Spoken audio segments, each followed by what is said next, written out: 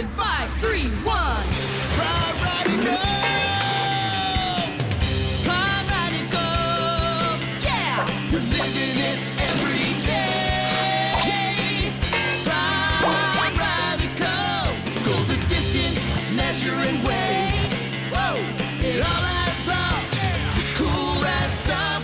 Prime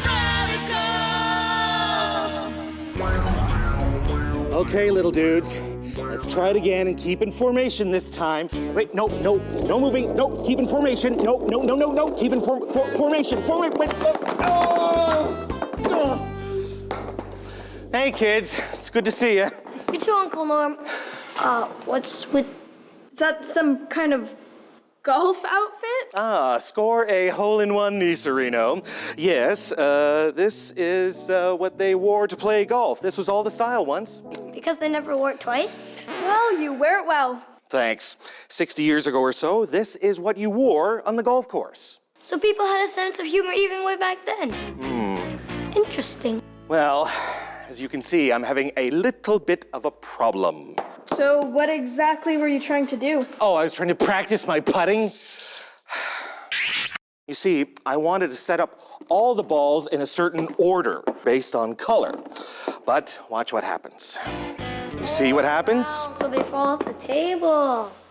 Another hole-in-one came in. Absolutely well done. Give me a high five upstairs. Allow me to demonstrate.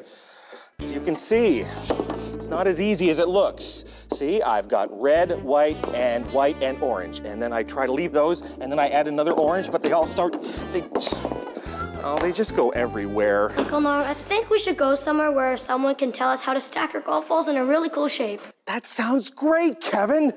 This, I gotta see. 4.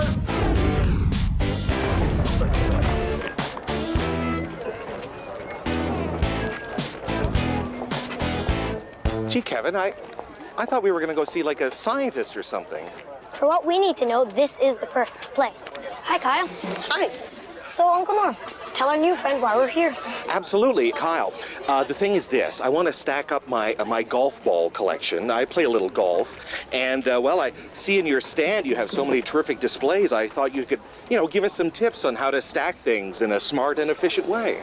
Okay. Well, we've got some growing and shrinking patterns. Really? When we go to display our ciders, it's sometimes easier to start with 3 and then shrink it down to 2 and then 1. Oh, shrinking pattern, because it gets smaller as it goes up. Is this a shrinking pattern also, Kyle? This is where we start with 4. 4. Then we go to 3. 3.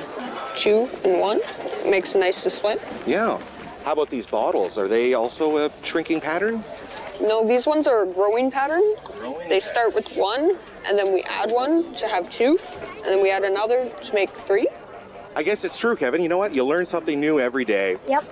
Actually, I learned 2 new things today. So that means I can not have to learn something new tomorrow. And then if I have the other thing I learned new on the other day, then I can have the other day off. Good morning. Hey, David. How's it going? Good. How are you, Norm? Not too bad. You know what? We've been learning a lot around the market today about patterns. Okay. And, you've got a really nice display here, but I think based upon what we've learned, we could probably do something even more amazing. What do you think, Kevin? Go for it. Okay. Shall we try a shrinking pattern or a growing pattern?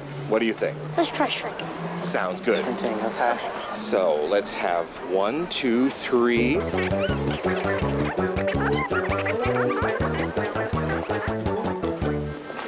So it's like a staircase. What do you think? Yeah. Wow, can you believe this is math? Grow them up and shrink them down. So where do eggs come from anyway? They come from a chicken off the farm. Really? Yes. A chicken on a farm? Yes, we have the brown and the whites. Where do they buy their eggs? Let's see what Atlanta's up to back at the clubhouse. I've been doing a lot of thinking about patterns growing or shrinking.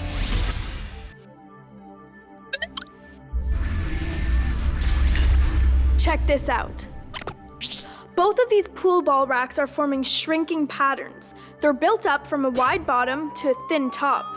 But let's see what happens when I flip one of them upside down. Now we have a growing pattern next to a shrinking pattern. And you know what? There are patterns all around us too. These Canada geese fly in a V formation. It's an example of a growing pattern. One lead goose in the front and the other geese follow in a V formation that gets wider and wider and wider. Now I bet you've done this before. You've thrown a rock into a pond or a lake. The rock makes ripples in the water and they grow larger from the point where the rock hits the water, which means it's an example of a growing pattern. Now why don't we go see Uncle Norm and help him with his golf balls? Okay, are we ready to stack your golf balls into a square pyramid? I was born ready. I'm in. Okay, well, why don't we start with the base? Yeah, and I think this lid from a box will do. Great, this'll keep the golf balls from rolling away. Right, and it'll help us stack them all up. Yeah, now what I'd like to do is to stack the different colored golf balls on different levels. Let's do it.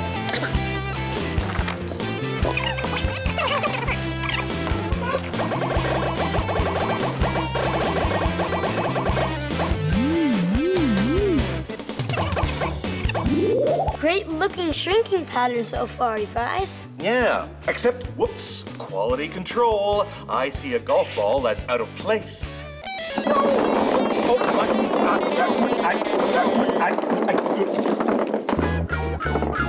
Oops. Gravity. So again, when we're building a pyramid again, we're gonna have to use layers of square numbers. Exactly. So we're going to start with the base of 36 white balls. So there's going to be 6 rows of 6, creating a square number of 36. So we're going to have 6 balls for the width and 6 balls for the length, and it'll create a square. 6, 6, 6, and 6. And then we're going to add another layer on top of it. So we'll use 25 red balls, 5 rows of 5.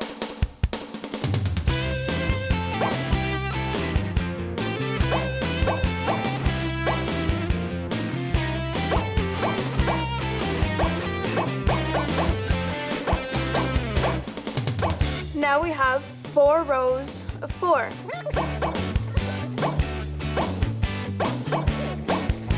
Now look, we have 3 by 3. Now we have 2 rows of 2. Kids, that is an awesome looking pyramid. It is totally stacktacular. And a perfect example of a shrinking pattern. Well, looks like it's time for me to practice my putting. Well, in the meantime, I'm going to show you how to make a really cool and different growing pattern. If a pattern is shrinking or growing and you see them all around. I'm going to show you how to make an awesome shrinking pattern. What you'll need is enough green paper to make 10 handprints. And remember, it has to be green. You'll see why later. So, as you can see, I've already traced out some of my handprints. Now I'm going to show you how to do one. And you want to make sure to include your wrist and make sure that your fingers are evenly spaced apart, including your thumb. Okay, so you just trace along your hand, like that. And once you have 10 handprints, you're going to cut out your paper. You might need a hand with this, so ask a grown-up for help. We're actually going to be making an evergreen tree using a shrinking pattern. And a shrinking pattern is something that gets smaller through subtraction. So, as you can see, I've glued down 4 hands at the bottom of the paper. And you can tell that I've overlapped the hands, like that. So, for the next row, we're going to put 3 hands on top. Because remember, we're subtracting 1 to make a shrinking pattern. And you want to make sure that the hands overlap the last row. Okay, now we're going to glue them all down to the paper. And all you have to do is put a little bit of glue at the wrist. You don't want to put any glue on the fingers.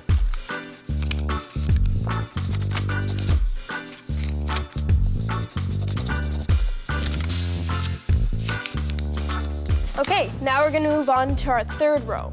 And since a shrinking pattern is all about subtraction, we're only gonna put 2 hands. Now with the last hand, I'm gonna cut this part into a peak so it really looks like an evergreen tree. 4, 3, 2, 1. A shrinking pattern. Grow them up and shrink them down. And I'm not done yet. See, now what we're gonna do is make the tree 3-dimensional. So what you'll need is a pencil, and what you're gonna do is take each finger and roll it around the pencil. Like that. You see? It's 3-dimensional. So I'll show you again.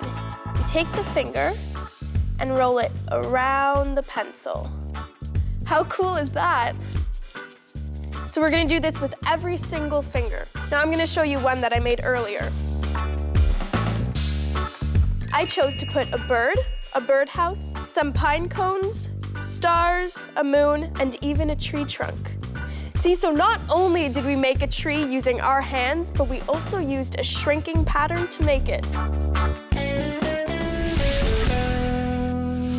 Kids, I love this shrinking pattern of golf balls. It's perfectly patternaceous.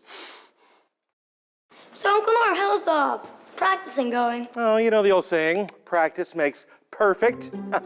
Allow moi to demonstrate the fine art of chipping on the golf course. Now then, the whole idea is to get the ball from the grass into the hole, or as close as possible. So what I need to do is gently chip or lift the ball into the air so it goes over the sand trap, into the hole, and then I go to the clubhouse where I am the envy of everyone. That seems a little bit tricky, don't you think? Oh, perhaps for your Saturday afternoon amateur. Let me take a whack at it. This I gotta see. Watch this. Legs loose, feet firmly planted on the ground, firmly holding the club. Hips, shoulders, arms loose, and swing back and chip.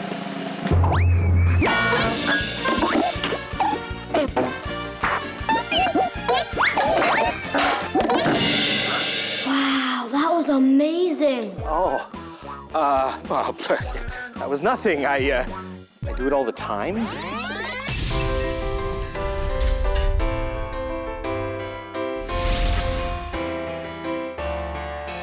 You know, I've been doing a lot of thinking about patterns growing or shrinking. The shrinking ones start big and get smaller. The growing ones start small and get bigger. It's all in the way you grow them up or in the way you shrink them down. If a pattern is shrinking or growing, and you see them all around. Yeah, you can see them all around, round, round, round. If you look to the sky and see Canada geese, see the patterns they form, they are growing. But a pyramid or stack of fruit in a store is a pattern that's shrinking, not growing. It's all in the way you grow them up or in the way you shrink them down. If a pattern is shrinking or growing and you see them all around, yeah, you see them all around, round, round. Oh, you can see them all around.